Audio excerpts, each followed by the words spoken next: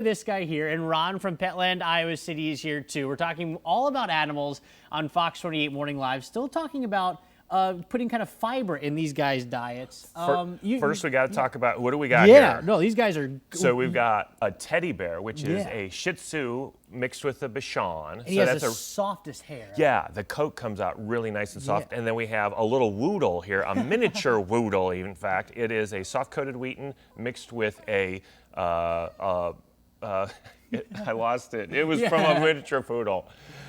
So we want to talk about food. So we feed our dogs our kibble, and we've got it all. We got the best ones that we're, finding and all that kind of stuff. But even then, we can adjust certain levels. And last time we talked, and we got a little techie on the fiber, fat, and protein. And I wanted to go a little more practical and say, what can we do about each one? First one is the fiber. Fiber is the natural equalizer.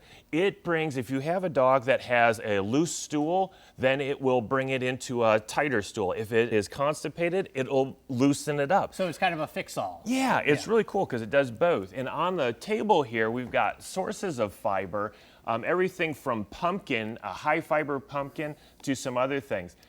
That would be here and here. Oh, and then we've got products that actually have specific applications, like the no scoot.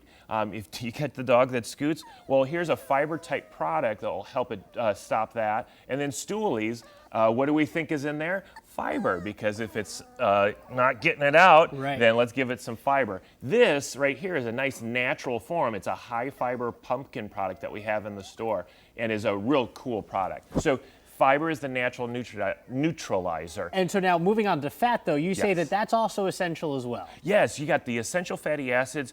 Just like we cannot produce certain fatty acids, the dogs and cats can't either. So we have to consume fats. And that's when we get into the fish oils and all that. This is a product that I think is hilarious because it is actually collagen, which is a nice way of saying fat.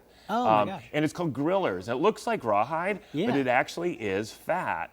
And so you can up the levels with all these different products. Omega-3s and fatty acids make for a healthier skin and coat. And then onto the proteins, find those treats with high proteins. These both are freeze-dried products. They're kind of like kibble, but they're freeze-dried and they really amped up. Normally protein is around 28% in dog food, somewhere in that range.